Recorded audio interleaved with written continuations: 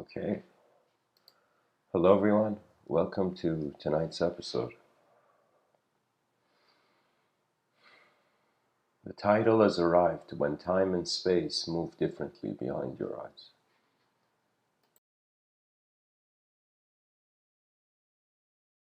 An interesting vision, idea occurred to me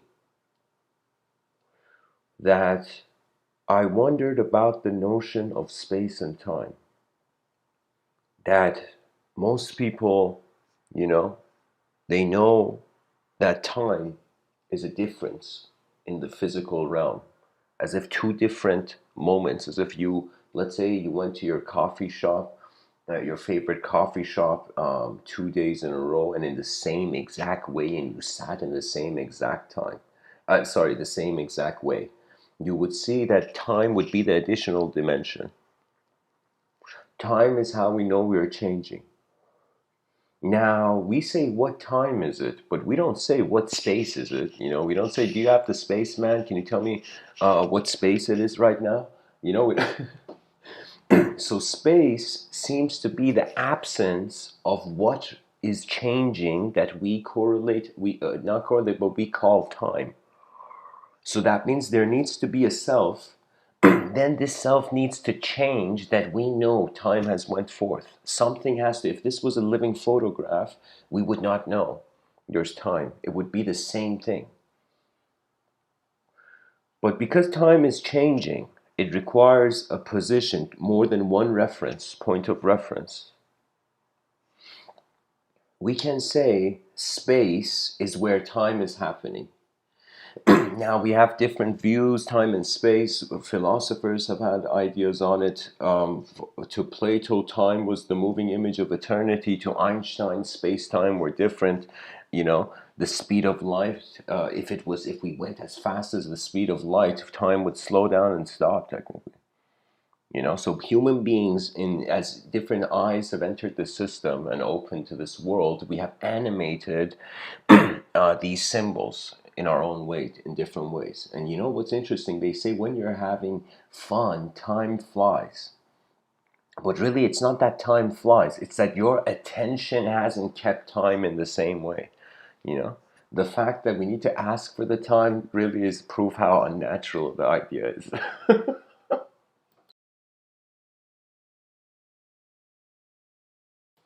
It's just, of course, it's kind of like a symbol time, you know.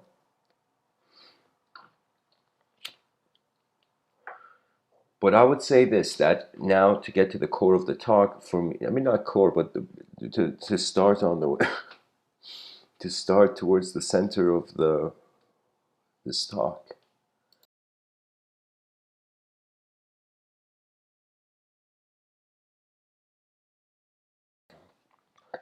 Guys, the insight, dear listeners, the insight I received that really inspired this talk was that I wondered about space and time in front of my eyes, which I have considered and termed the outer realms. And what is behind my eyes, if I were to close my eyes and conceive myself as a subject, a character in a story, that's what I call the inner realms. So when I was wondering about what happens to space and time in the inner realms, guys, I made a chart. You know, I'm speaking like the whole world is my family, but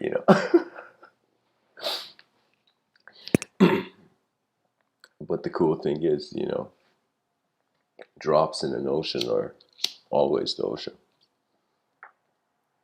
So, anyways, I pretty much made a chart. Whoever has a piece of paper in front of them, and if you don't have a piece of paper, at least attempt to visualize it. So, I made a chart where I can tell you that I drew. Pretty much, I want everybody to draw, like, that game Zigzag, or tic tac toe. Sorry, tic tac toe. If anybody listening, if you can draw a tic tac toe, you know, picture right now. Pretty much on the right, top right, two boxes of this tic tac toe, this pretty much number sign, draw a giant number sign, whoever's listening here.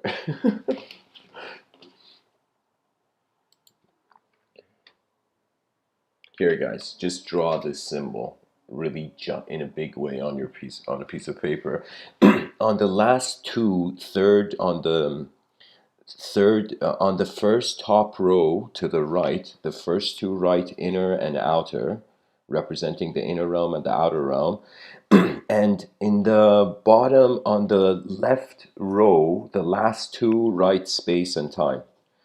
I don't have a picture of this, and I don't have a way to show this picture, but if people can do this, then the center. Okay, maybe I should just. This is impossible to.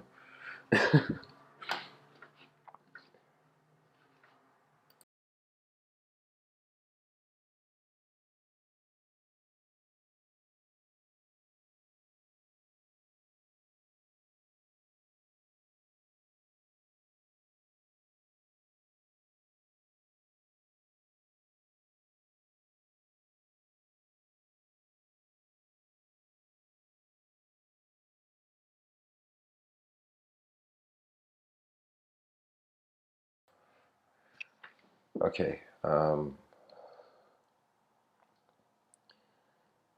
Guys, I'm having a bit of difficulty giving you this image, but pretty much I'll say it. In the inner realms, let's start from the outer realms.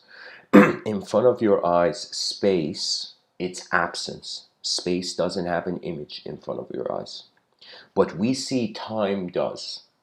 Do you know? When we look at time, because there's forms changing, because we notice the change, you can say in front of your eyes, time is an image, is a relationship with an image. But space behind your eyes, space in front of your eyes has no image. Okay, keep that in mind. Now, so in front of your eyes, space has no image. It's the absence of it, you know. But time is relevant to images. So technically, we give time an image. It doesn't have an image, but we give it an image. In the inner realms, space has an image. Space has an image in the inner realms, and time also has an image. And let me tell you what I mean by this. If I tell whoever's listening to close their eyes and visualize space as a concept, you can. So I'll give you an example. If in front of me I see an iced tea bottle in front of me, okay? So I'm looking at this iced tea bottle. Now, if I close my eyes, the image of this iced tea bottle can go behind my eyes. You know, I can see that image there. I'm saying that simply these positions, these symbolic positions, are filled in the inner realms. That means if you can close your eyes and envision outer space, or if you just close your eyes and somebody said visualize space, visualize time, I feel most people would have content.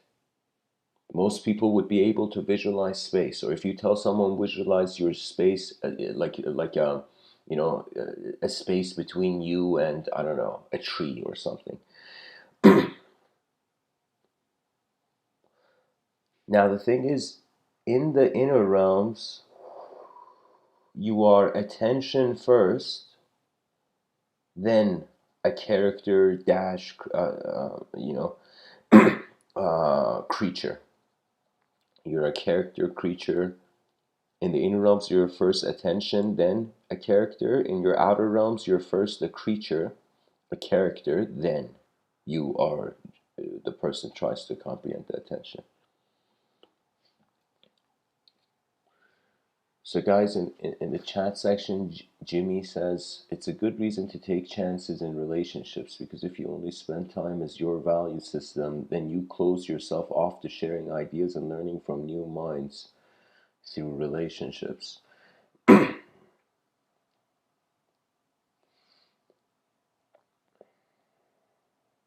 I would I would say, Jimmy, if you saw the unknown first, if you just noticed the unknown was here first, then knowledge has began speaking in the void, then you don't have an opinion on the overall value system, you know? But it is true, you need new experiences. But let's say you had 1,000 new experiences every day. What for?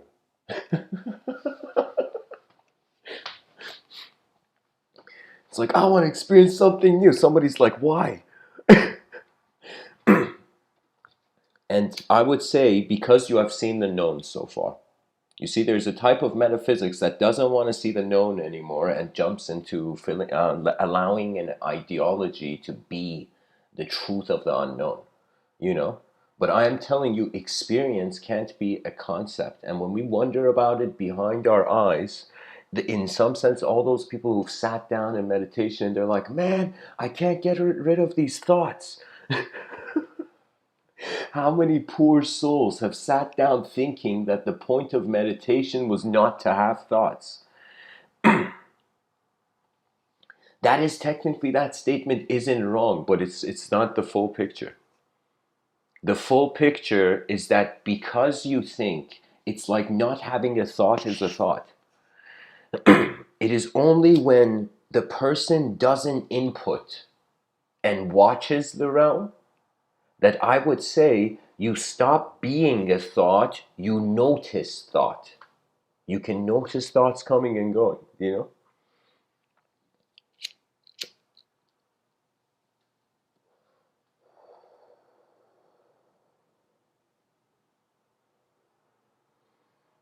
When I wonder about space, I don't have an image for it.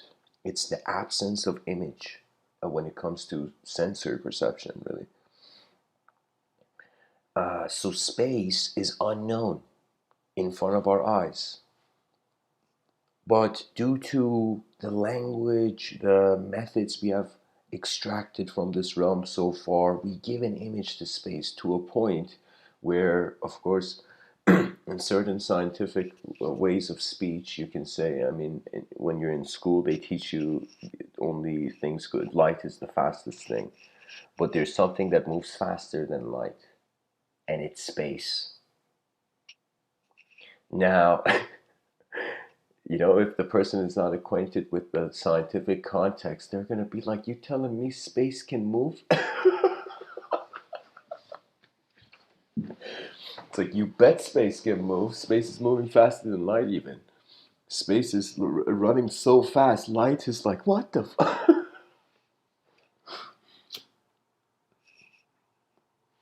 But my point is that in front of our eyes, it's an occurrence, it's an event. This event is given dimensions, it is divided and conquered into space and time.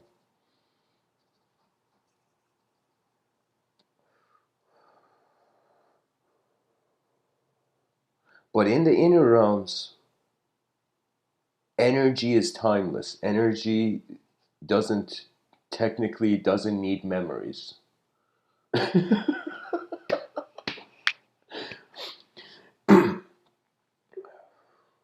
You know, it's like getting introduced to Buddhism and Vedic thought and noticing that there's this transmigratory soul going from lifetime to lifetime. And then the person's like, wait a minute, what is that that's going between life to life? If it's neither of the, it's none of the lives it is, you know? And the, and the answer is like, it's, I don't know what to tell you, it's energy.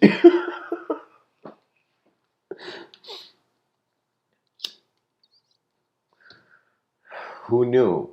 Energy can't be created or destroyed. It can just change from one form to another. I didn't know we had changed the word soul into energy.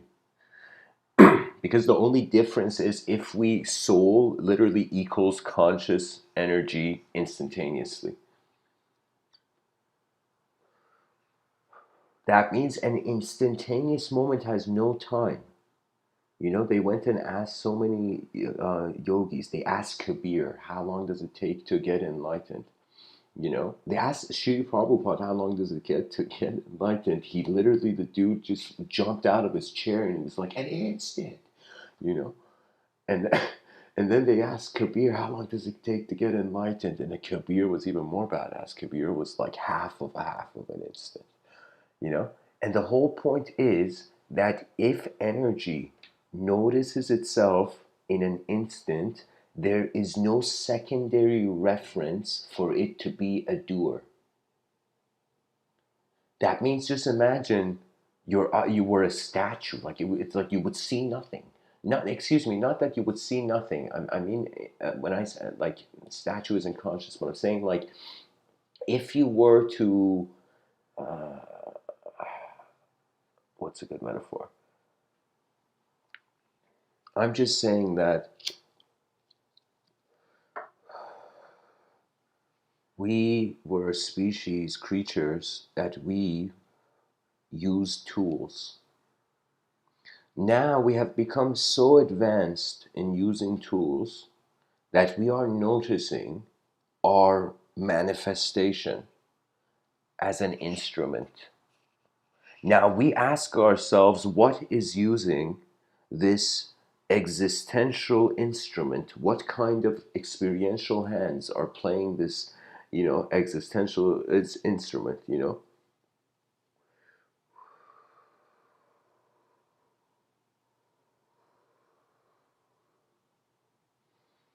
And it is here where space and time and any concept known to man reaches the language threshold.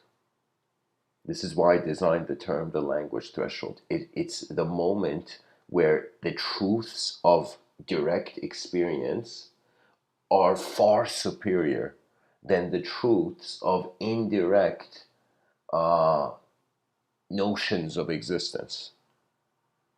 So I would say in the inner realms, you are the witness. In the outer realms, as long as you consider it, in the outer realms, you are witnessing the world. The world, you can say, is even witnessing you. It's just that in front of our eyes, we are an object. Behind our eyes, we are a subject. But right there, where we are a subject, if the subject asks itself what is being the subject, it goes beyond the language threshold towards the inconceivable.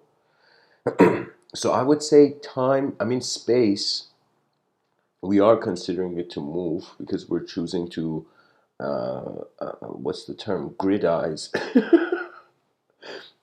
to grid the whole thing. You see, it's literally like we are drawing over an unknown mystery in our own known ways. Now, novelty is saying, you can say the new means the past never existed.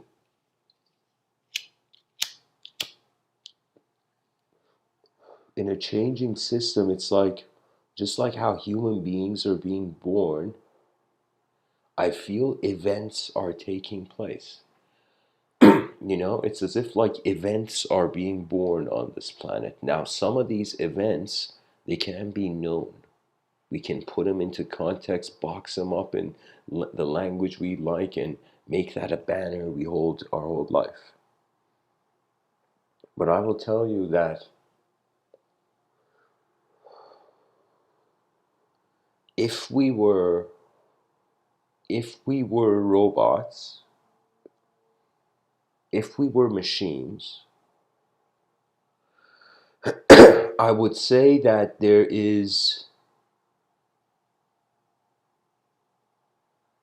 I would say time and space are fixed.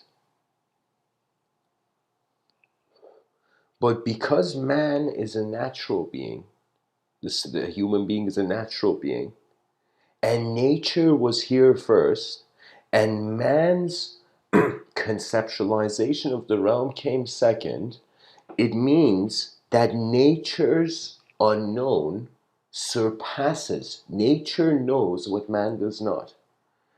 And I find that when a human being abides by their nature, they access nature's knowing. Terence McKenna called it the Gaian mind. I will tell you, when you don't,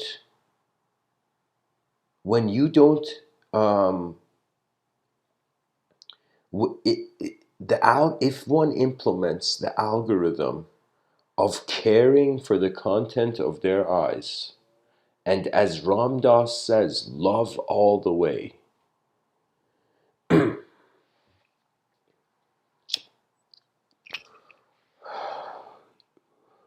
It's not that you shall find freedom. Your freedom shall find you. Those who are at peace, I feel they get to do their real work. There was this sentence spoken by this yogi named Sadhguru. It was such a profound sentence. He was like, most people are doing what it requires, like they are consciously, what's the term here? Pretty much the image I have that what Sadhguru I feel was saying there this was a video of him I saw. He was pretty much saying people, karma has this cyclical nature to it. Samsara is cyclical. Due to samsara being cyclical, pretty much Sadhguru was saying that from a yogic mystical standpoint, most people are trying to get out of the the cycle of karma, but they're doing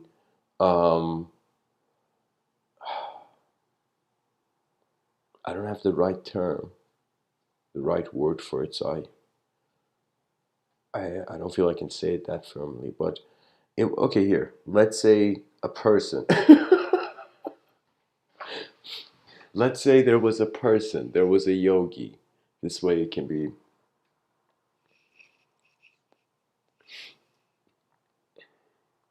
Pretty much you got to be conscious of your life, and if you get to live consciously, then the cup gets filled to the brim, and then the surplus you will be conscious of too.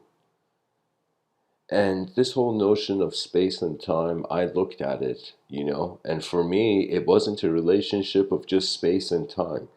It's as if there's like so many more elements.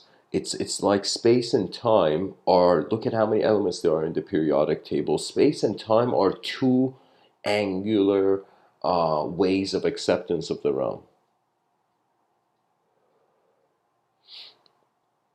I would say the most important thing, that means I don't know how people can be comfortable here in this world unless they get to see and look at emptiness.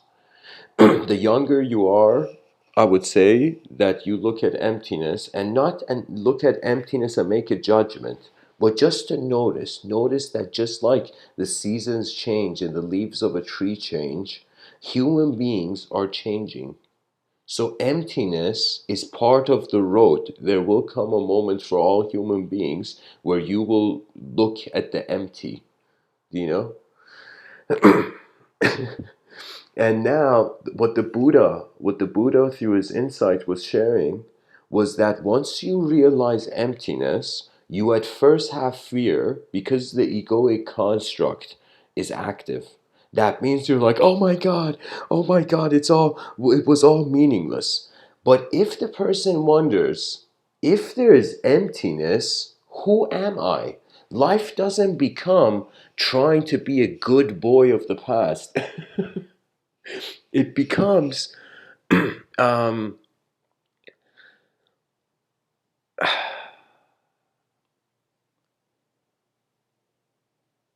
rather than the person being like their attention being on how the universe is empty, then it moves on how is it full.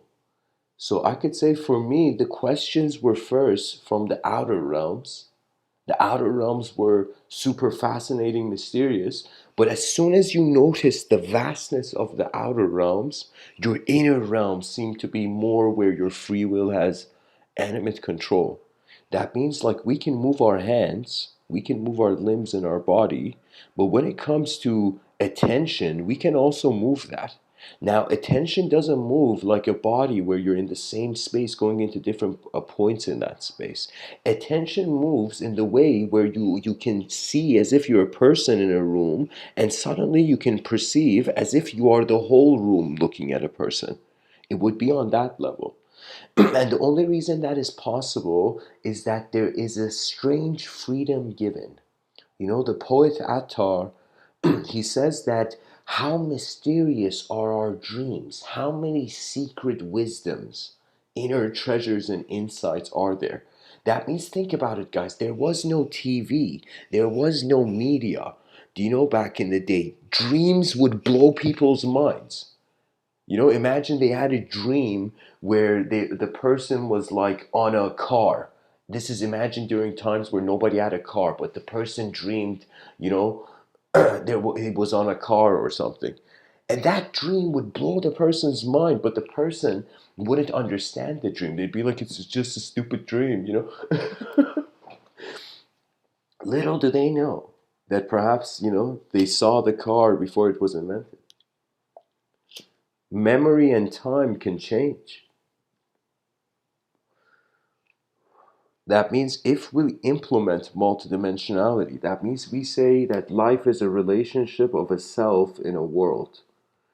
Okay, that's like one axis, and then we draw another axis, and we say this relationship is between the known and the unknown, and then we draw another axis, and we say this relationship. These are three lines being connected to the same point.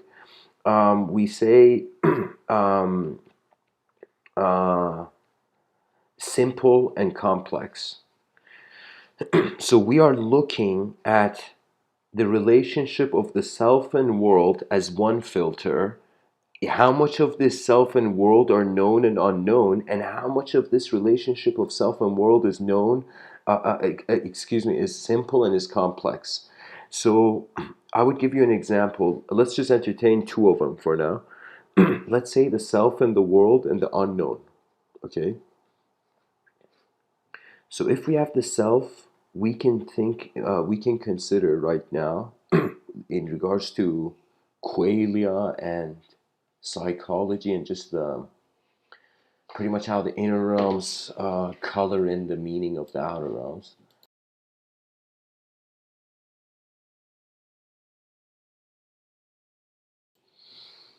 I would say you can feel on this planet as if you are a known self and the world is unknown. You can feel like an unknown self and the world is completely known. You can feel like a known self and the world is known. And you can feel as an unknown self in an unknown world. And this is why mystics were known as the lovers of the unknown. If we had a known self in an unknown world, I would say this is the scientific method. Hard problem of consciousness, the self is a mystery, and the world we know, we have our sciences and our experimentation to know it. When it comes to the relationship of an unknown self in a known world, for example, you look at the religious community. The religious community perceives the realm as the will of a singular intent. Okay, so what does that mean? I would say it's strange, but in the religious context, there's nothing to fear about a world that was never in your control. Do you know? So the world is known in due to it. Let's take the Abrahamic religions as an example. The self, the soul, is the mystery. In many texts, it's written. Ancient texts is written. Religious texts, it is written. The soul is the mystery of the Creator. Fear is the beginning door to wisdom. Fear of that Creator. Excuse me. Hold on, guys.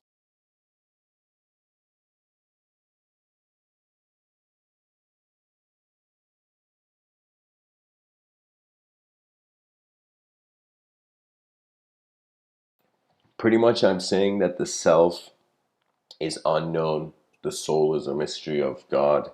And God ultimately is a mystery, but what's written in the revelation is like the known truth. That's what human beings are accepting as the known.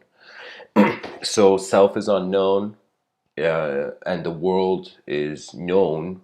is known to the person, but ultimately everything's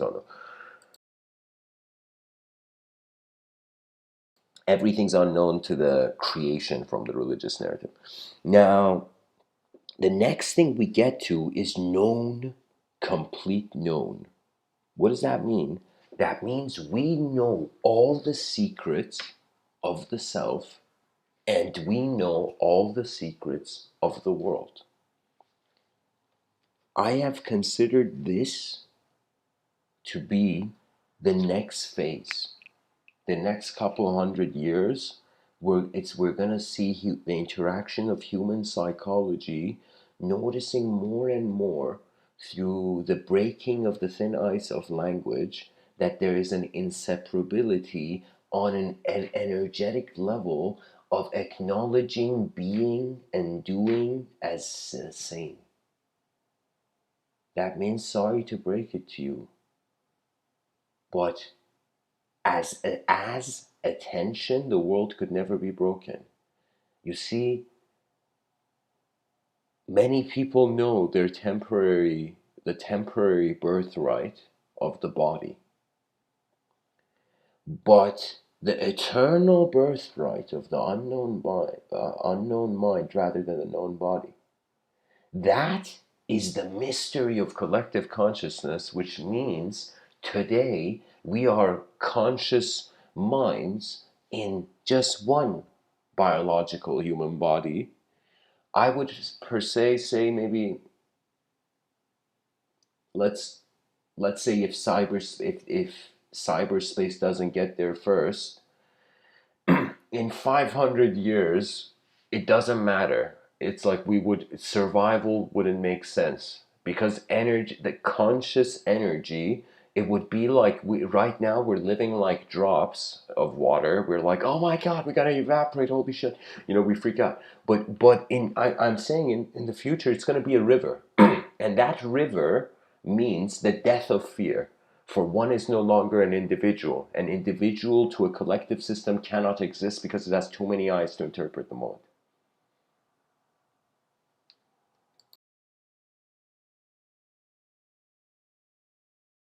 So fear may be considered, but it wouldn't exist because of different blind spots being all revealed in a collective system.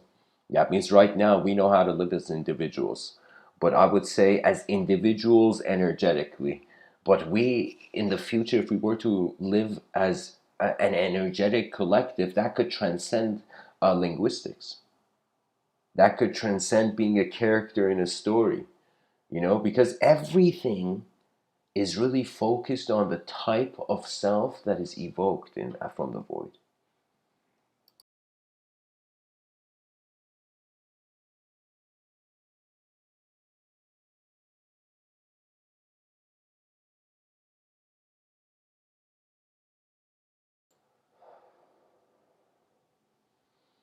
Imagine like one of Edison's friends back in the day came up to Edison, who invented the light bulb, and was like, Edison, what do you think of what do you think of the person who invented the wheel? You know, and Edison looked at the complexity of the light bulb, and then he looked at the simplicity of the wheel, and he said, "That's adorable."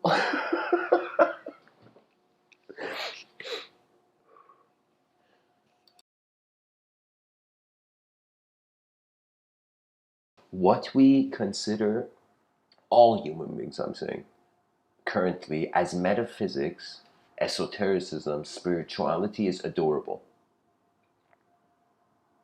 It's adorable. To the advanced civilization to come, to the true presence of attention, you know? Right now, because of fear, identity can be taken out of the free will. Anytime there's fear, the person avoids. That means this is where sometimes it's not that the person has good or bad karma, it's that their attitude is just resisting, you know, whatever it is in the moment. If you can get rid of that ideological resistance,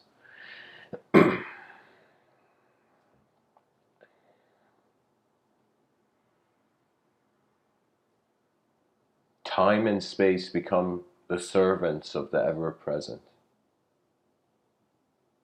Time and space serve. Right now we are under the impression that we are in time, we are in space. We don't even have a notion that time and space could be masks. Now, I'm saying, imagine you realize time and space was a mask. Now these masks can be not only worn anytime, be taken off anytime, they can become animate. You can animate, it's like the same way you can say a child looks at a teddy bear and that teddy bear becomes the child's best friend, like at a young age, you know? So the child is imbuing life force, is imbuing animate life to that teddy bear through the inner realms by not being able to discriminate that the inner realms and outer realms are different. This is why young children that sometimes they see you can see invisible imaginary friends or whatever, that is also how technically a new thought emerging is an imaginary friend. Do you know? It was like, if I was to give the example, if we went way back during like the Mayans or Aztec times, it's like you can imagine the person. People had no sense of what a inner image appearing was. It's as if the person would suddenly see like an image for the first time. It's like wonder hadn't been discovered yet. Foresight hadn't been discovered, so that foresight appeared as an unknown to them. You know. I don't know if that was the best example, but I think the points the points came across.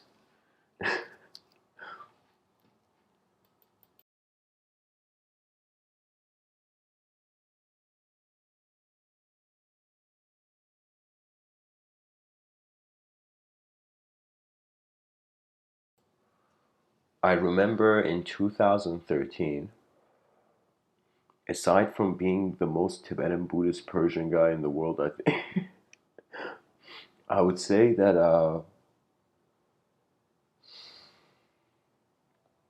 I considered karma and cyclical existence.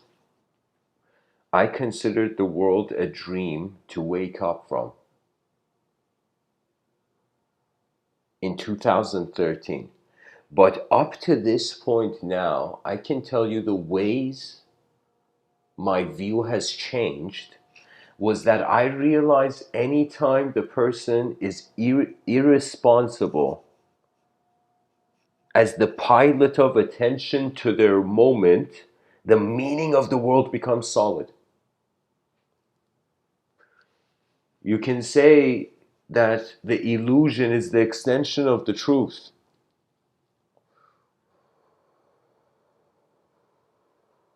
It is not an illusion, but it is not the full picture. You look at a tree, you don't see its roots, but you know it is there. You look at this endless cycle of civilizations rising and falling. It's like what's the purpose of human beings? The planet wanted to wear a hat as a house. The planet wanted to wear buildings as hats. Imagine.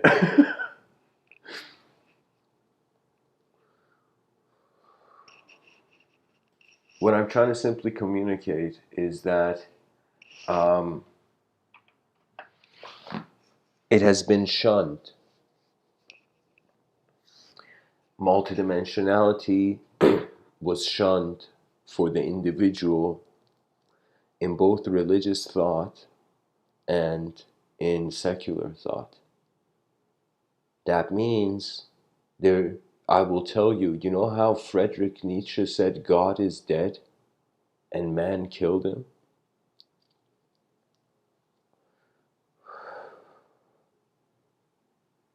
I would say spirituality is dead.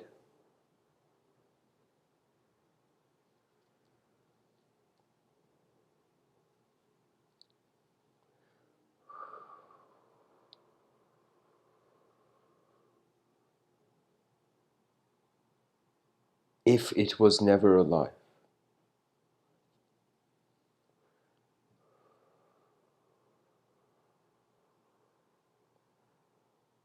I would say, let me say it like this. If I'm just visualizing, if Friedrich Nietzsche was in the room, I was sitting at the great round table of continental philosophers, I mean, Friedrich Nietzsche, I think the analytical philosophers took him too soon, but but Friedrich Nietzsche, I would say, I would respond to him and say, God is dead,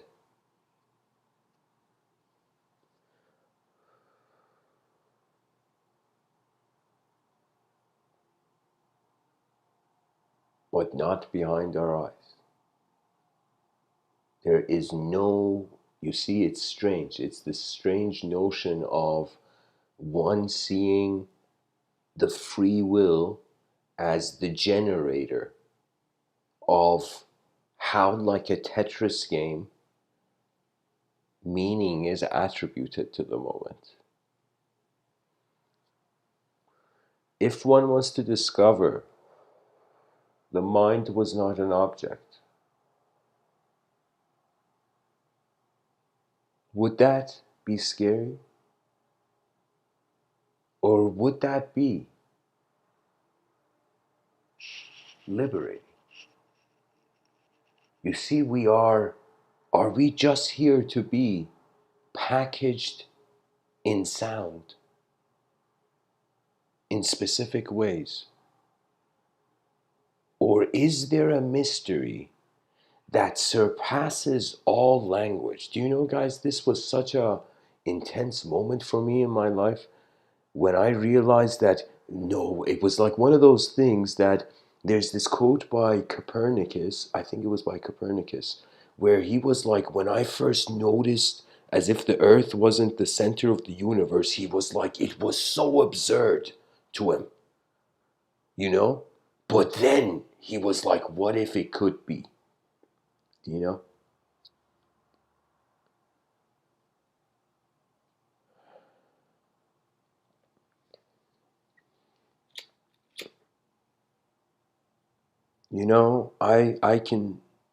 I to some degree know where the outer realms came from for me. But when I wonder about the inner realms,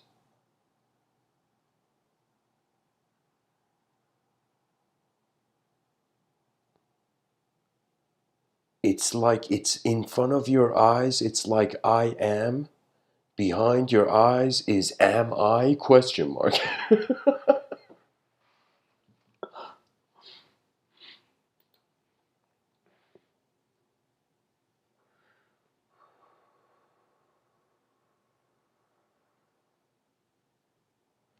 I wrote the story. It's not completed, but I shared it in other talks where it was a conqueror named Time. That was the title. And I had created this character, this ruthless conqueror, in this abstract, fictitious story. That there was this ruthless conqueror, and his name was Chronos, chaos. That means I saw chaos being the ultimate conqueror. What that means is chaos is as if like looking at order and being like time's up, you know? That was chaos, the archetype of chaos for me. It's like it's not evil. Chaos and evil are two different things. Chaos is a state uh, of uh, is selfless state. But I would say evil is a self-based state. When you see somebody do something evil, for example, like there's a term in Farsi, they say shishe khurde, and what it means is the person has bits of broken glass in their head. It's a expression. It's like an idiom, and it means it's any person who for no reason is disturbing. It's as if there is it's as if there's something shattered in their psyche. You know, because I'm telling you, nature. should be okay with nature, you know? It's the more that we want that tends to create the inner suffering. It's the more that we feel we have to be, but we're not yet. Oh my God, why am I not Superman yet, you know? And you suddenly realize, yeah, you weren't born on Krypton. Maybe that's why. But sorry guys, I'm being a bit silly here. But I don't know. The mystery still stands. Language is being consumed, like literally, like our minds. If our minds had a weight, our minds would be overweight with information. You know? So now the information has to be used. Has to be. This is where I say that throughout the person's life, and I must give I guess, a disclaimer. Yogic thought is trying to leave this world. Most metaphysical and wisdom traditions, they perceive this earth as an illusion. And not just as an illusion, as a place not to linger around, to a degree that in Tibetan Buddhism, human birth isn't a good sign. They're like, back into the Hunger Games, you know? That's the Buddhic approach, I would say, Tibetan Buddhist approach. Of course, there's this also idea of liberation, but I'm telling you,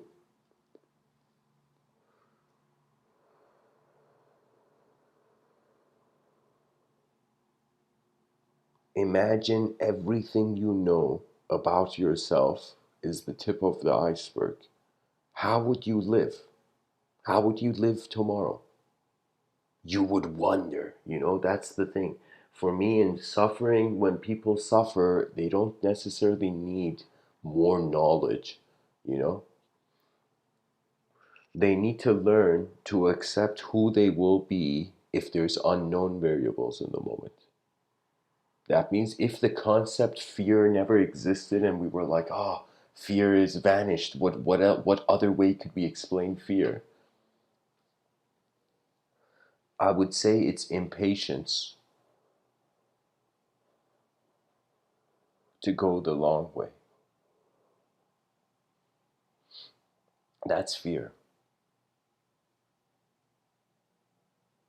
Because here's the thing, I think we're not just the same way a person speaks, like as I'm speaking right now, I'm also hearing myself. So I feel in the same way as human beings act throughout the day, they are also like a Shakespearean play happening, like an audience member watching themselves. I feel the mind is watching the body. I feel the body is in the mind, the way consciousness emerges, you know? But in front of my eyes, you can say the mind is in the body. So this is why I'm saying it's a unique antenna. And rather than limiting it to a coin flip, what is this? Like I was like, are you serious?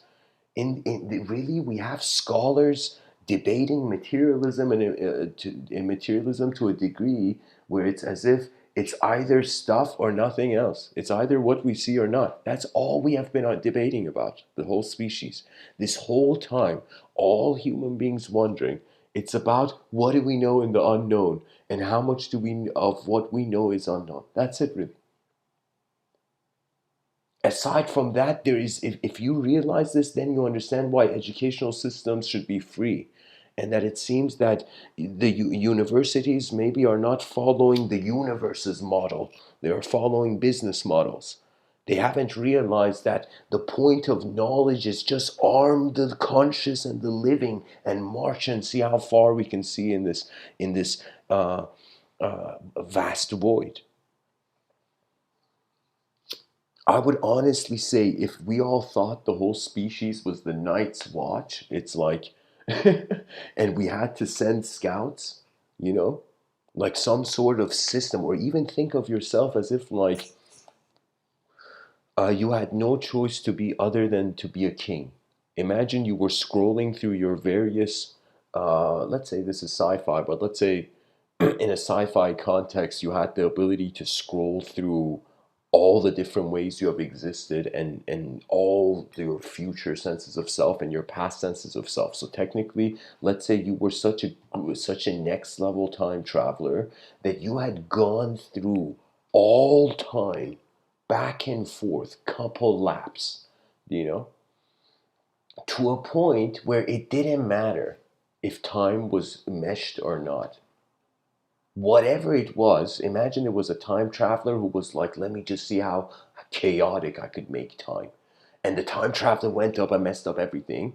The time traveler would inevitably see it doesn't matter because it all goes forth. That's the son of the conqueror in that story I was telling you, a conqueror named Time.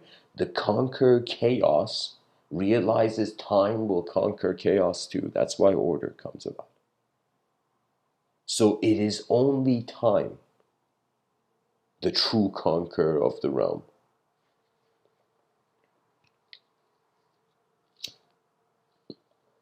Time is the mass of endless change, as Plato saw it. Time is the moving image of eternity.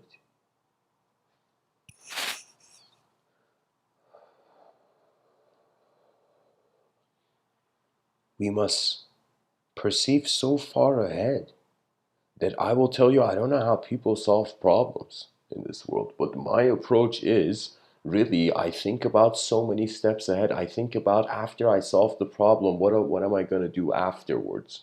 You know, what would be the next problem? I'm telling you, if you were looking, let's say 10 steps ahead, okay, let's say if you wanted to get the result of being 10 steps ahead, you would, like, in the instant, easily go 3 steps. 3 steps would be super easy.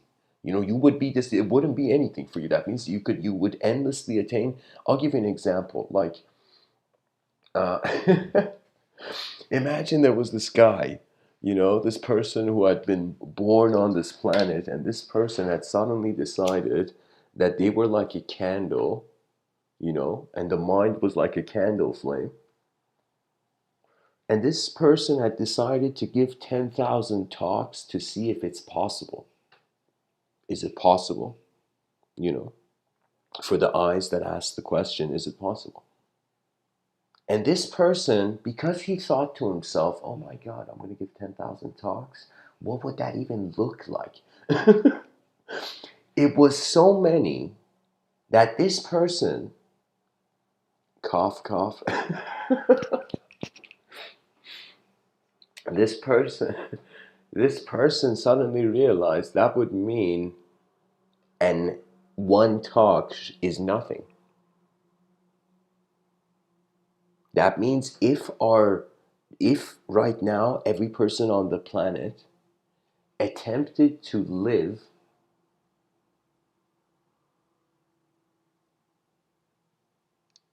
10,000 years ahead, or let's say you attempted to live 1,000 years ahead, okay, you would not suffer a lifetime. That means it is true, you know. I'm pretty sure there are mystics listening to me speak and being like, oh, this guy talks too much. But I'm telling you, language worship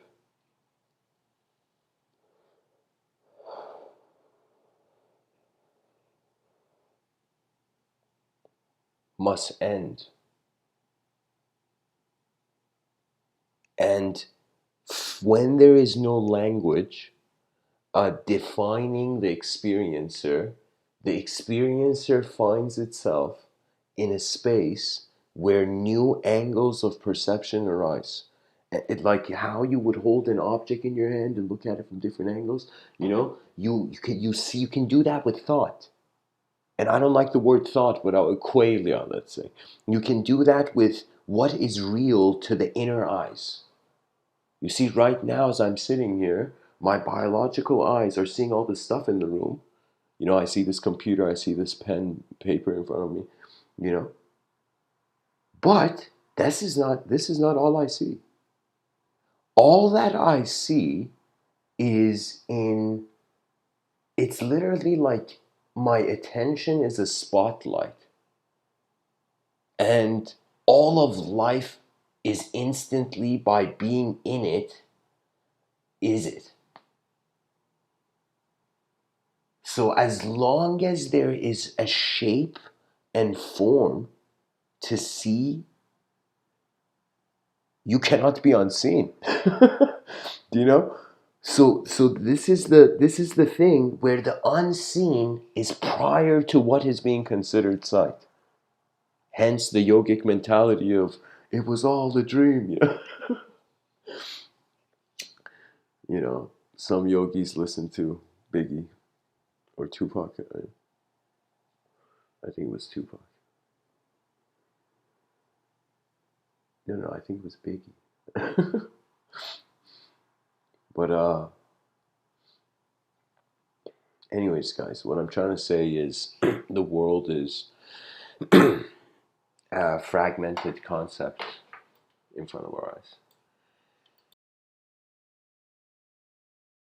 Excuse me, what's in front of our eyes has been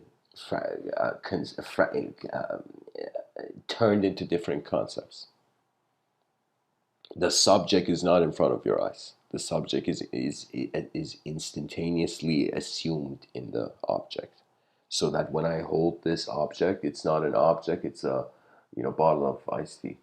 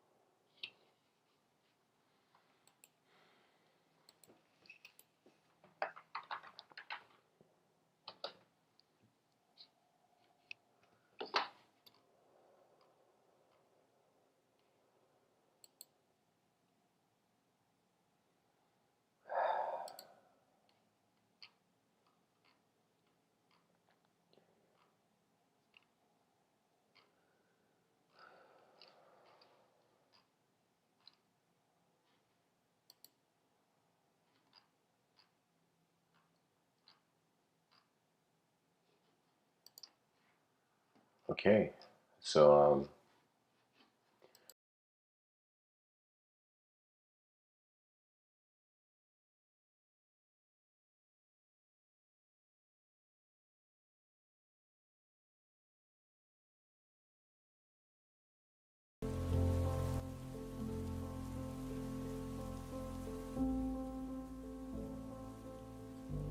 So I'm going to be going into a quote tunnel of the concepts of space and time.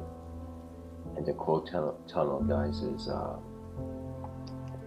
pretty much I read a bunch of quotes, either on a specific topic or from a certain person, just to see how other human beings, their inner realms, opened up to the outer realms and activated and animated the outer realms.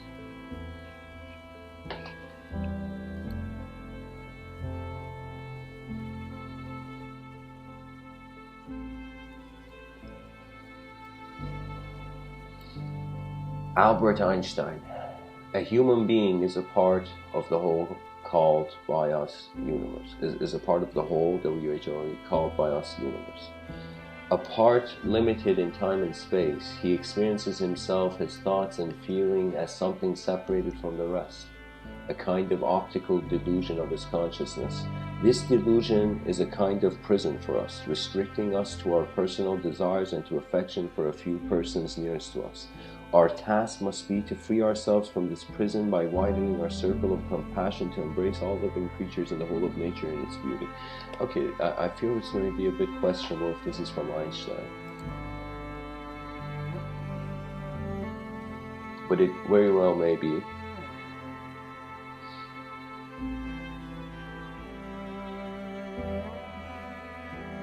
So if it was a quote from Einstein, let's entertain it. A human being is part of the whole, so we're a cell in the universal organism. A part limited in time and space. So what the cell in the blood vein, let's say, of this cosmic organism experiences is time and space. He experiences himself, his thoughts and feelings, as something separated from the rest, a kind of optical illusion of his consciousness.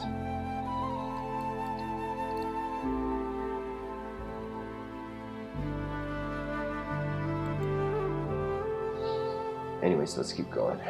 Albert Einstein says, Henry Frederick Emile says time is but the space between our memories.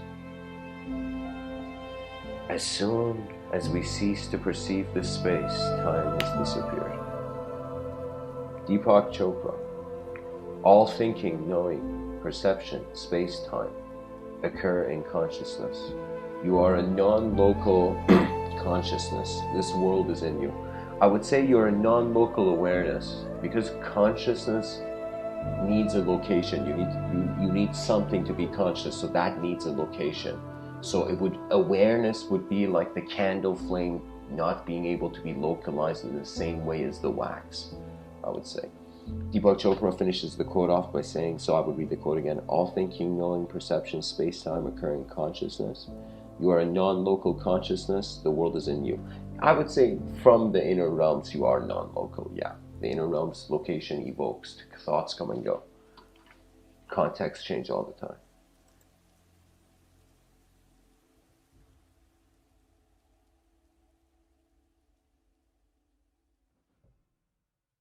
Like that's what living is. We are the same concept. It's me, every day waking up.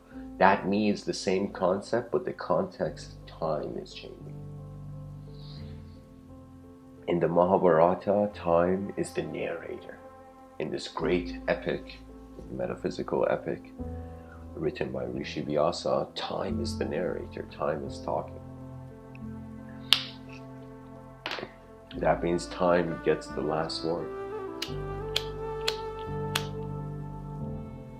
This is why those who find contentment with silence no longer get disturbed by noise. Alan Moore. I've come to think that the universe is a four-dimensional site in which nothing is changing and nothing is moving. The only thing that is moving along the time axis is our consciousness. The past is still there. The future has always been here. Every moment that has existed or will ever exist is all part of this giant hyper-dash moment of space-time, space-time. The last statement, I would reserve my opinion on it. I would say that before that, Alan Moore is bringing up a good point. He's saying as if, what if we are in a picture and everything is one thing happening, but we think because we identify with parts in this, we have a past and future. Anything has a past and future, and even, I don't know, a cup of iced tea could have had a past life.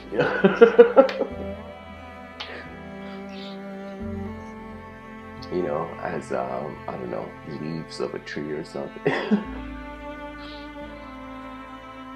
When Balak says, I feel as all things as dynamic events, being, changing, and interacting with each other in space and time, even as I photograph them.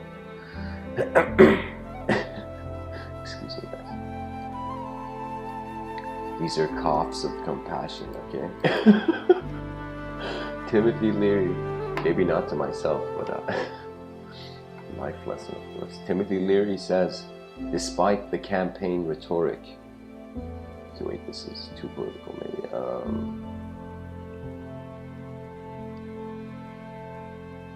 Okay, no, this is a good quote.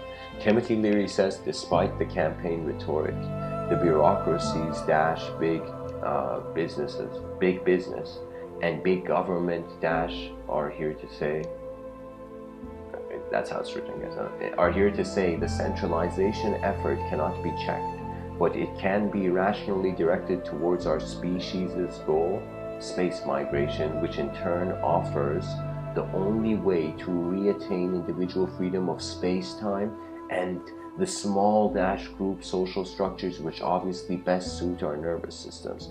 It is another paradox of neurogenetics that only in space habitats can humanity return to the village life and pastoral style for which we all long. Guys, Timothy Leary would totally be on the Sky City side of history. You know, because here's, let me show you a picture of space-time. This is a really insightful picture. This picture makes us, I would say, to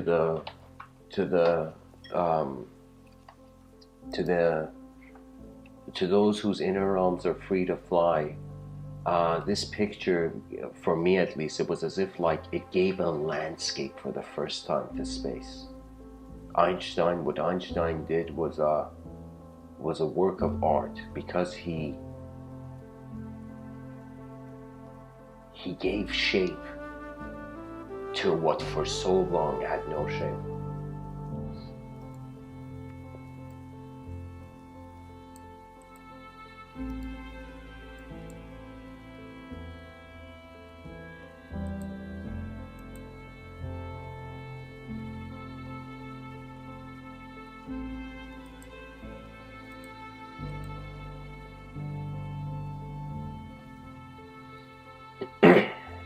Excuse me.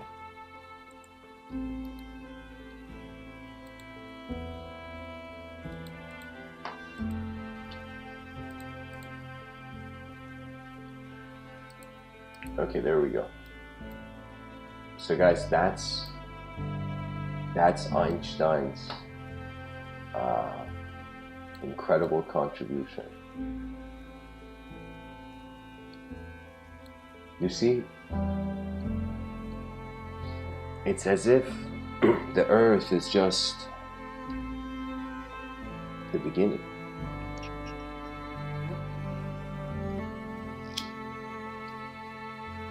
I don't know who was it that said it, human beings were born on Earth, that were never meant to die on Earth. And that would technically mean if space migration, as Timothy O'Leary was saying, is an ideal of the species, that would mean before space migration, we gotta experience our atmosphere. We gotta definitely go through a phase of experiencing sky cities, then totally leaving our skies and, I don't know, becoming farmers on other planets, as Timothy O'Leary suggests.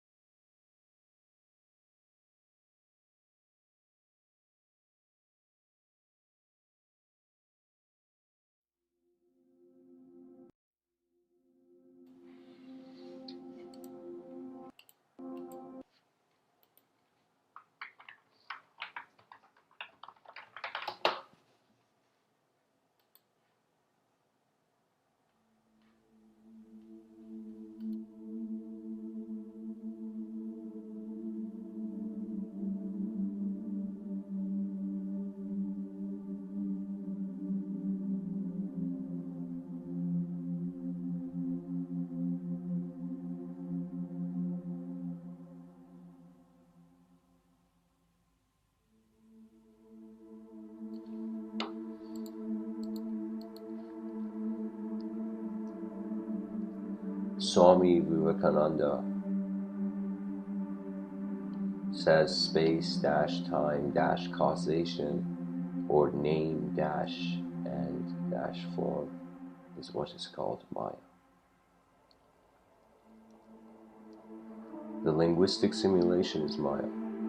Fred Alan Wolf says the quantum is that embarrassing little piece of thread that always hangs from the sweater of space-time. Pull it and the whole universe unravels.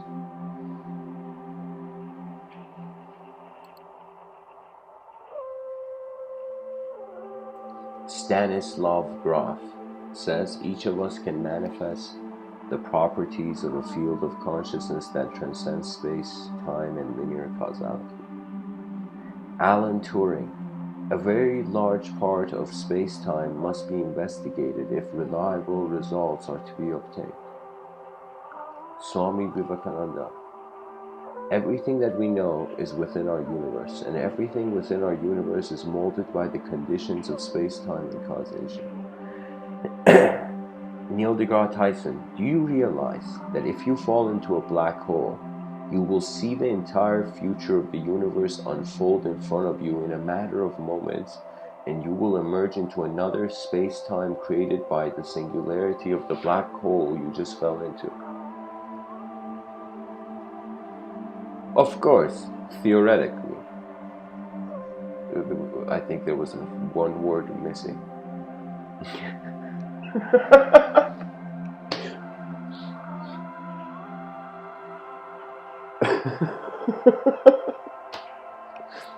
I mean, guys, technically, when we're speaking about black holes, I mean, there's a reason we call it black hole, you know.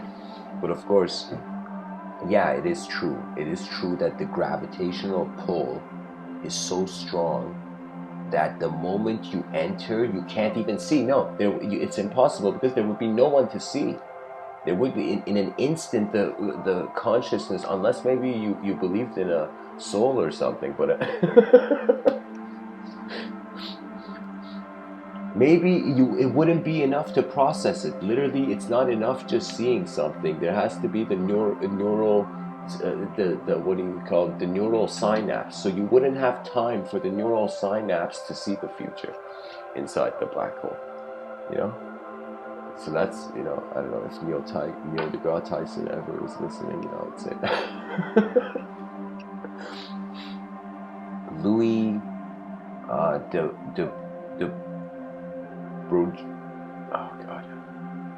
Louis de Broglie says, in space-time, everything which for each of us constitutes the past, the present, and the future is given en bloc. Each observer, as his time passes, discovers, so to speak, new slices of space-time, which appear to him as successive aspects of the material world, though in reality, the ensemble of events constituting space-time exist prior to his knowledge of them. I just feel, you know, a stack of paperwork just fell on my table. Just hold on, guys. I gotta check. Louis Victor Pierre Raymond de Broglie. Oh my God, this man has, what is it, 1, 2, 3, 4 titles, 5 titles. That means anytime somebody anyways, let's continue. 7th Duc de Broglie was a French physicist and aristocrat who made groundbreaking contributions to quantum theory. In his 1924 PhD thesis, he postulated the wave nature of electrons and suggested that all matter has wave properties.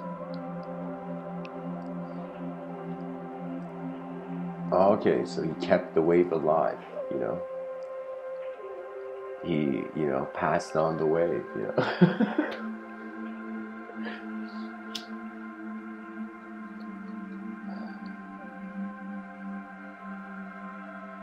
That means if we could see future theoretical physicists as surfers, theoretical physicists who were wondering how much of the universe is a wave, as surfers, Louis de Broglie, I can't even.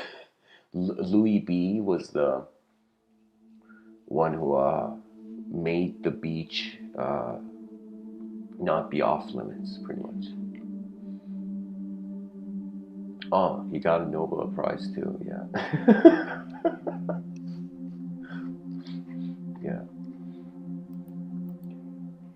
Anyways, he's saying in space-time, everything which for each of us constitutes the past, the present, and the future is given en bloc, personal, in bits. Each observer, as his time passes, discovers, so to speak, new slices of space-time which appear to him as successive aspects of the material world. Yeah, pretty much a film. Though in reality, the ensemble of events constituting space-time exists prior to his knowledge. As if before you make this film, this is technically a psychological point he's making here. That means truth is there regardless of what you think the illusion is to even get out of it.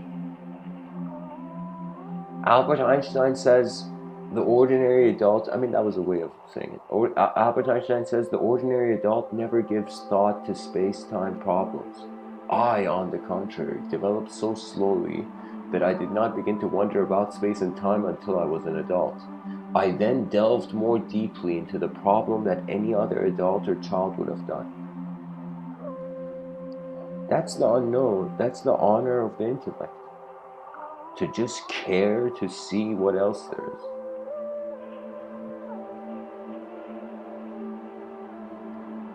Because if freedom comes without the person's conscious effort, they won't feel they deserve the freedom. There has to be some sort of realization that you're not just the nature of your universal sector. Nature is also being you. You know, you are not just being nature. Nature is being you. You know, that means when I want my hand to move into the air, the elements in the periodic table that constitute me have to listen. You know, they follow the orders. You know. Anyways, let's keep going. Kip Thorne says gravitational waves will bring us exquisitely accurate maps of black holes. Maps of their space-time. Those maps will make it crystal clear whether or not what we're dealing with are black holes as described by general relativity. I mean, a black hole is a black hole, but you know, there was that song from Aerosmith, "Dream On."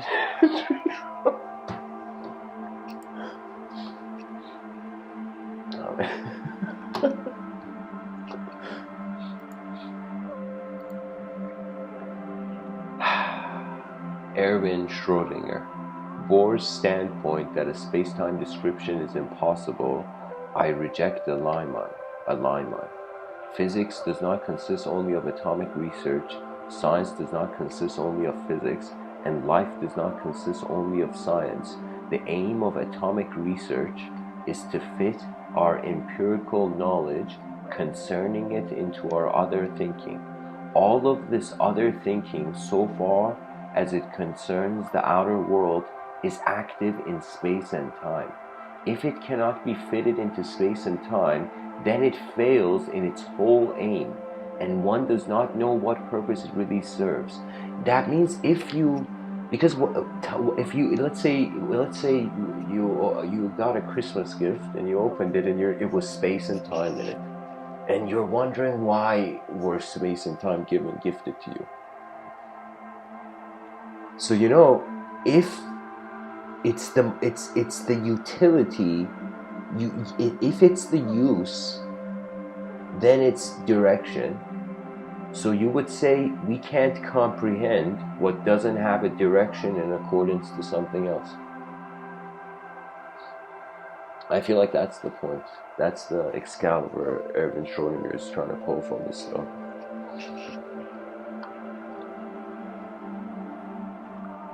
Antonino Zichichi. In the 1920s, the young English physicist Paul Dirac began trying to understand and describe the space-time evolution of the electron, the first elementary particle discovered by J.J. Thomson in 1897. Dirac was puzzled by an unprecedented property of space-time, discovered by Lorentz in his studies of electromagnetic forces, whereby if space was real, time had to be imaginary and vice versa.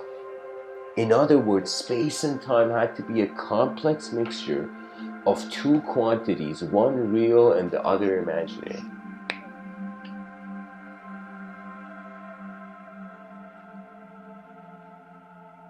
Paul Dirac noticed that language is a dualistic technology and we're limited to that. This is my favorite.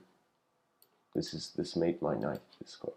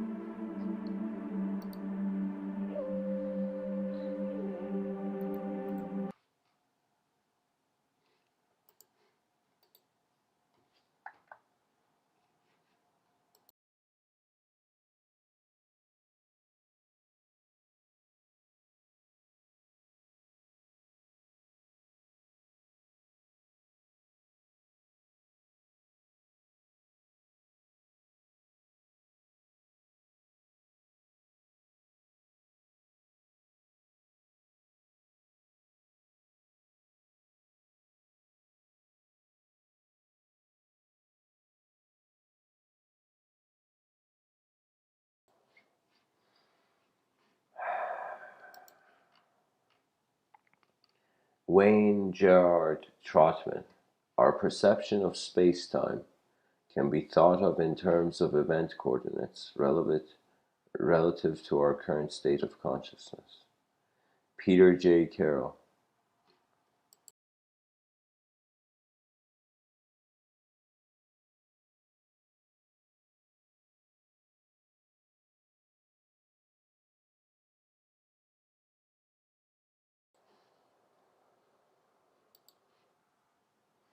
Space, time, mass, and energy originate from chaos, have their being in chaos, and through the agency of the ether are moved by chaos into the multiple forms of existence.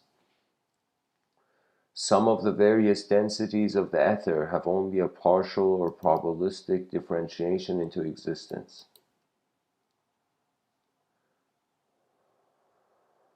And somewhat indeterminate in space and time, in the same way that mass exists as a curvature in space-time, extending with a gradually diminishing force to infinity,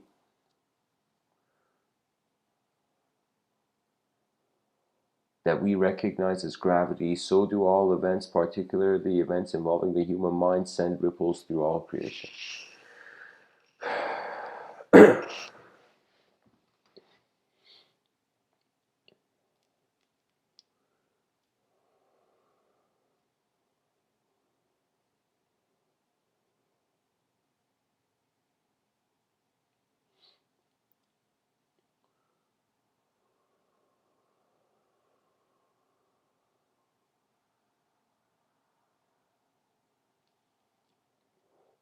Okay, so in Newtonian space-time,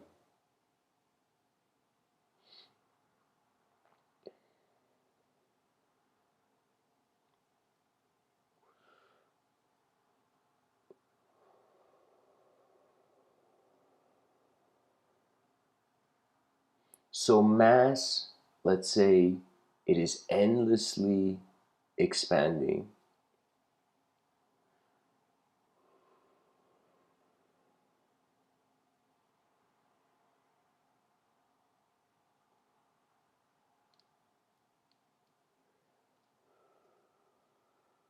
I feel like there's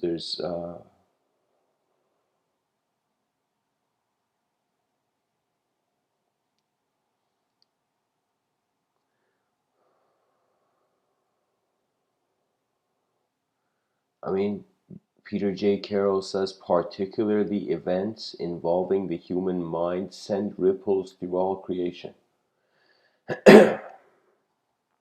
So that means a mere activity in the universe is rippling, you know?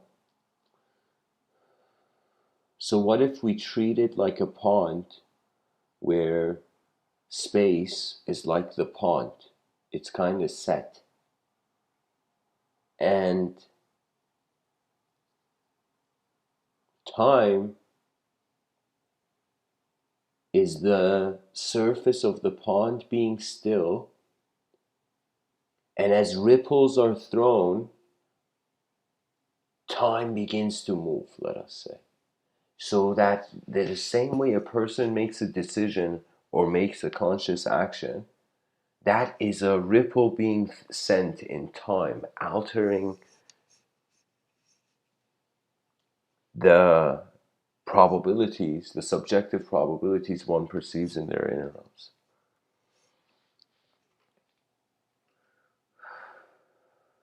Anyways, to continue.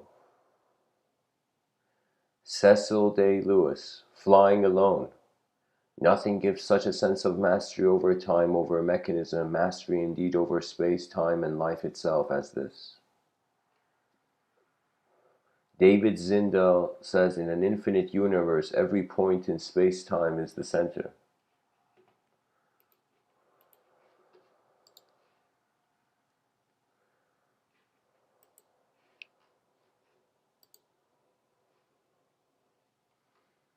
Win Bullock says, there's nothing mysterious about space-time. Every speck of matter, every idea is a space-time event. We cannot experience anything or conceive of anything that exists outside of space-time. Just as experience precedes all awareness and creative expression, the visual language of our photographs should ever more strongly express the fourth dimensional structure of the real world.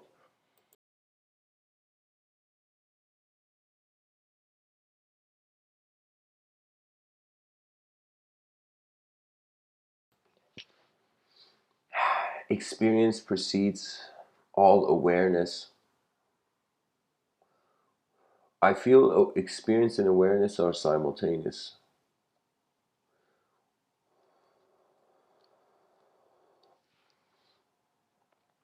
I mean, unless it's experienced through a form, yeah, experience could, actually, experience can precede it if the experience is not based on anything.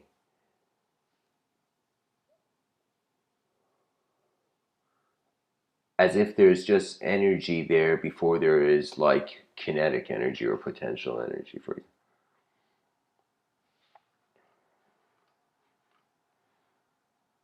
It's imagine we say the soul was the potential energy of the free will.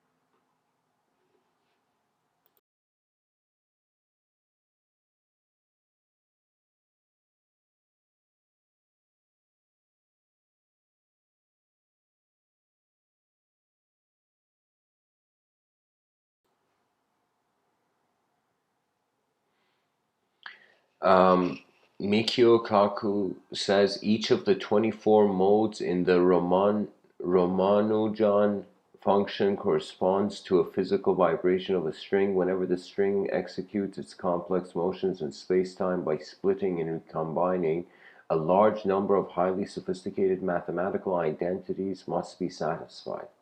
These are precisely the mathematical identities discovered by Ramanujan. Okay. I'm cheering from the stands, guys.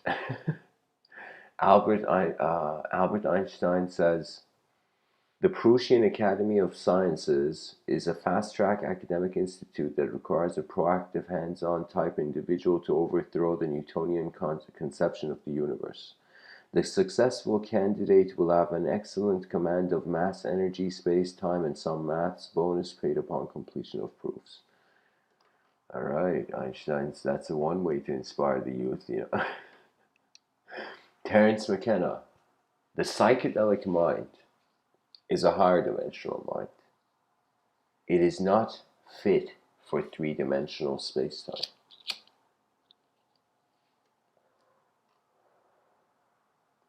He means for the three dimensions of space and time. Marvin Minsky, all intelligent problem solvers are subject to the same ultimate constraints, limitations on space, time, and materials. Guys, I'm going to step out of the quote tunnel and say that space, time,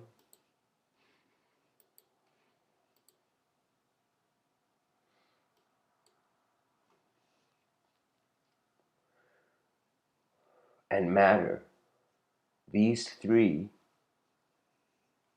are required for the conscious character to have to extract meaning from the outer realms. So space, a notion of space must exist before you can move. A notion of time must exist before you can be a character in a story. And matter must be there for, it's like opening up a book and nothing written in it. It's like you know, paying $100 for a book and it's like it's empty and the book's written on top of it and teachings on emptiness. You know.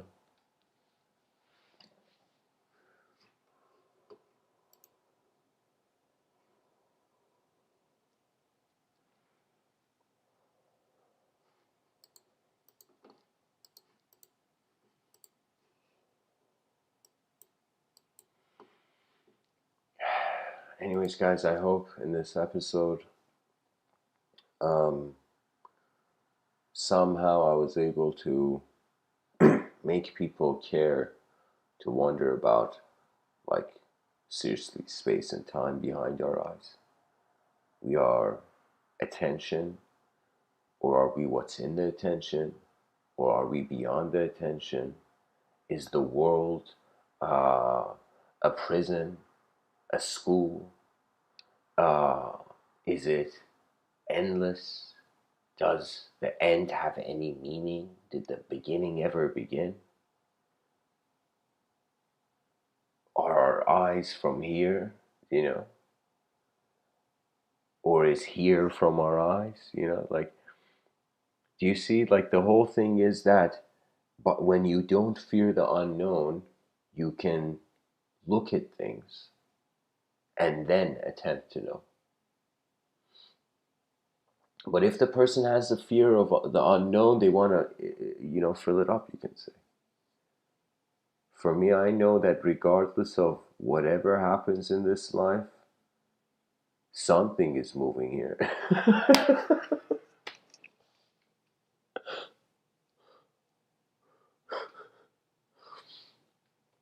I recorded this talk. It was called "Life, the Great, the Grand Happening."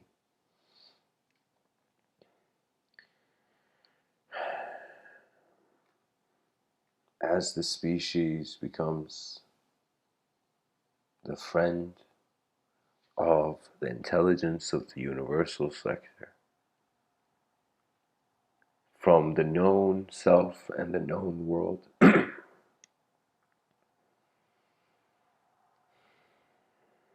the unknown self and the unknown world await.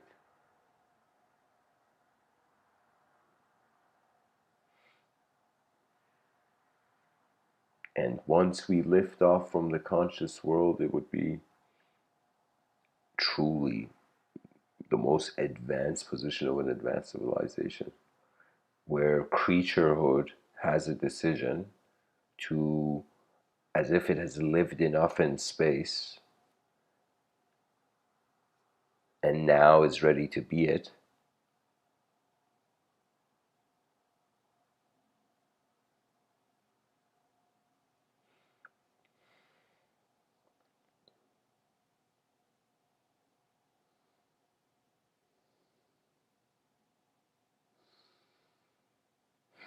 Your eyes are the miracle in the room, in the void room.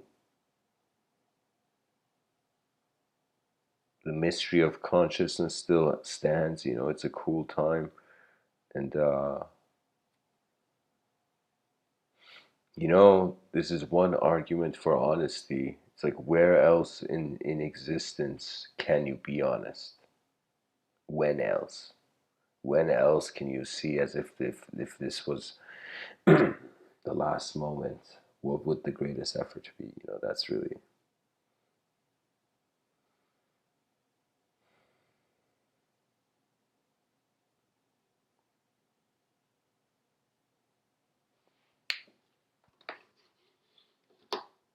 Why not? I'll read something before I end off.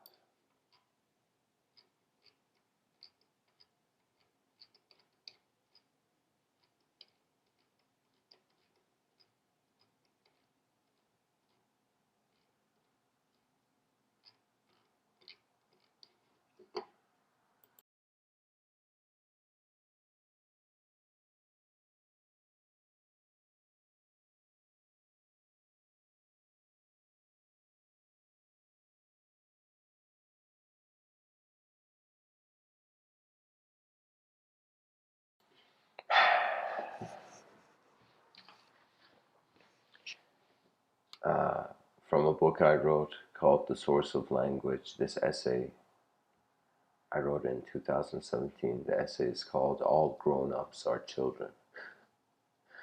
There is no difference in the essence of a child or grown-up. All grown-ups are children, all children are grown-ups. Maturity is a flow. Life was always life. I write for all life, not just for you, but for the trees, streams, and mountains too. Did you not know the sky is my greatest student? Whoever realizes the essence of the sky beyond starlight is the truth of all truths. Language is an illusion. Let the war between individuality and collectivity end before it has begun. Silence is the only secret. Within this moment, the divine is beyond prodigies, progenies, and prophecies. What that means is, just a little part of your story is not important. The depth and hold of it is important. So if one was truly to self-contemplate the depth of their moment of being and how it's being, excuse me, to wonder about the storyteller will mean we are more totally acknowledging the start of our life. Ask yourself, does anyone have my eyes, in quotations? Is there another human being that is potentially seeing the same as I am, or are my eyes so unique in this cosmic manifestation that it's like infinite worlds are communicating to infinite worlds infinitely, and I'm a prophet of my own sight to the communicatable universe? Question mark. Quotations. As one notices that as the character in the story inquires about the origin of self, that character is seeking wisdom beyond what it is. So the character could potentially, for eons, very karmically remain as a person wanting to see beyond the setting of its world, but not realizing that there's only a setting because there's the consideration of a single character. The moment we believe something or accept a view in this endless and infinitely changing universe of void multidimensionality, it's as if we're telling the world what it should be when it is already doing what it is doing. Nature knows.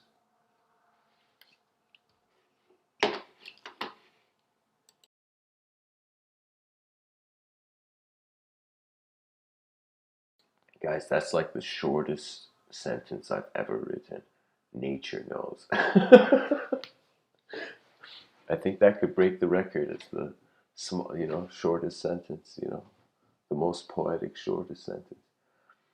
When your moment and mind are one, no longer disturbing language can poke you on the shoulders of dualistic despair. Your shoulders are not sitting spots. Find the true voice that is within all that is. What is making this ink move on the emptiness of the page? As dawn enters our eyes and the world wakes up, are we individually conscious stardust or the omniscience of space that needs no goodbye, for it has never left anywhere?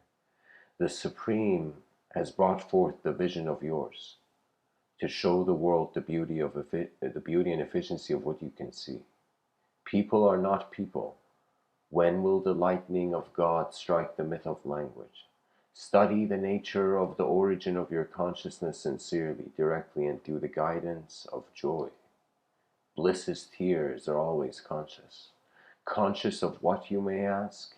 In the depths of the sky, which is also the edge of my ear, the sensory universe is more than a game of lights. We are, as a species, evolving beyond specifics. The planet's intuition has always been cosmically aligned. Many are trying to contact aliens. Who sees the true nature of a limitless empty sky? You know, could it be that wisdom roars in the dreams of its awakening? O society of civilization, if I could write a letter to you from 10,000 years from the future, I would tell you the silent and still among you are the most intelligent beings, then those who move through the silence, then those who speak through the stillness, and then those who are burdened by the heavy need for an individual egotistical survival, for renunciation and detachment from ideology seems too far-fetched.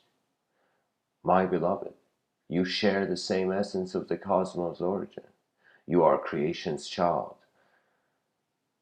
found in the Creator's eyes that always belong to you. The greatest ability is to remember who you are and to realize your greatest remembrance is beyond thought. You are the roar of omniscience in the illusion of a changing world. Deep within you, you are the whole cosmos. Many ancient books and mystics have suggested that this life is a precious opportunity to evoke the divine union beyond conception through one-pointed selfless devotional service to the supremeness of the Atman. Sacred vision is not a story, it is a knowing. The wise have remembered the essence of this innate natural knowing within themselves. As Ramana Maharshi has beautifully said, who am I? As Ramana Maharshi has beautifully, as, what did I write here? As Ramana Maharshi beautifully, oh yeah, there we go, the has is extra. As Ramana Maharshi beautifully says, in quotations, who am I, is like the last stick,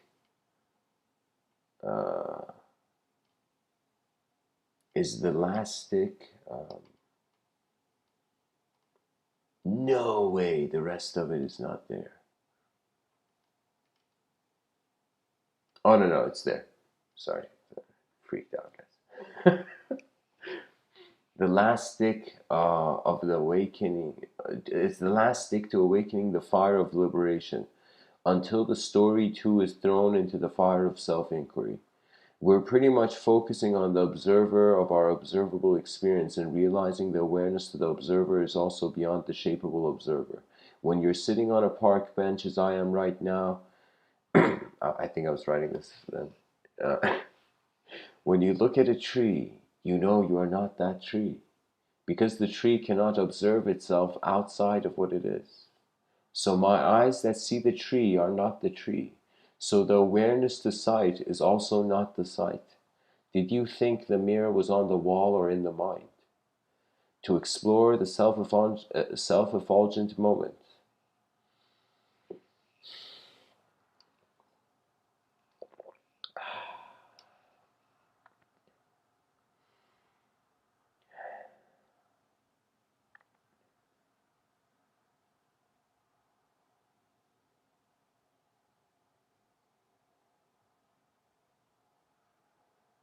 To explore the self-effulgent moment that is existential awareness is the greatest advancement towards comprehending the true source of intelligence.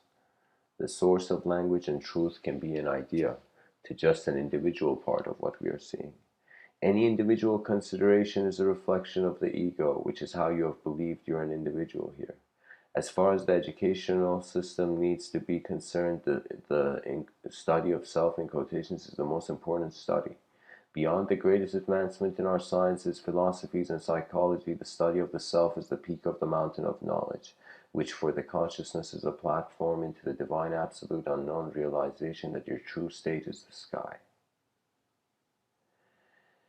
Does the sky have a location? Does the sky have a personality? Does the sky change, or is it only present? In quotations, you are presence beyond personality, is another very important sentence in human language.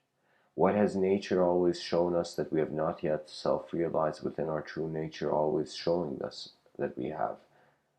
Oh no, sorry, I'm reading that again. What has nature always shown us that we have not yet self-realized within our true nature, always showing us that we have not yet self-realized within our true nature? Could the sadhu that chants Om be already home? The OM for the word home, I wrote it in caps here. Is the wave convinced by the shape and design of the ocean? Is God an idea or the absolute experience of all that you're being? Explore the comic mystery that you are. Could the temporal be eternal? Could the eternal be temporal? Are you aware of Brahman Bra? Playful speech is a swift flight in the silent heaven that was always on a conscious earth. You're not an individual soul, but the soul of souls that has only revealed that much of its true nature. Let us remember the cosmically integrative expression of this universal sector that we are. A man that has tasted the nectar of divine selfless bliss through self-inquiry of the presence beyond personality. Excuse me. There is no greater teaching for the awareness that is your moment of being. You have walked in your own structured world of thought. Now walk out of it. You are the temporal passage of eternity into now. How many prophets required to tell you to close your eyes until you open them up as all that is and realize you are the prophecy? Many have danced, few have truly enjoyed. In a dewdrop can you see the existence of the cosmos at once. We are now in an era where there is no self-help to go within and through the sincerity and clarity of your experience, rediscover and mindfully receive the world. The architecture of thought is basking in a bright void.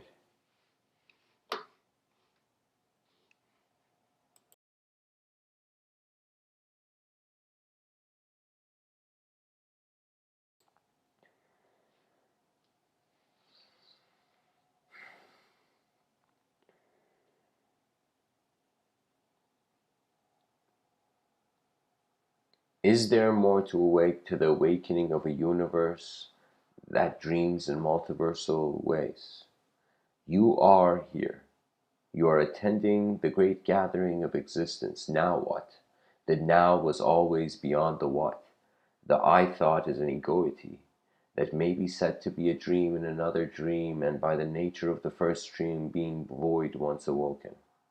The other extra dreams are relatively unnecessary. Some Zen masters sleep and dream that they are butterflies dreaming they are men, which is true. Once you wake up, there would be no need for question, because you have self-inquired, self-realized, and gone within the answer you always are.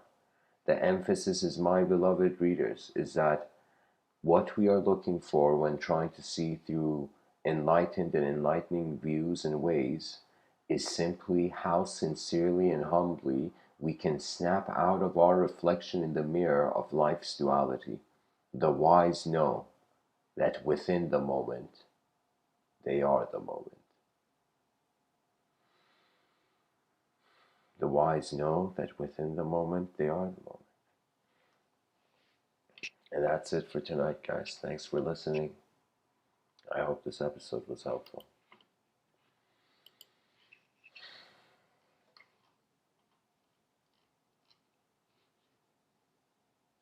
Rise, mankind, rise.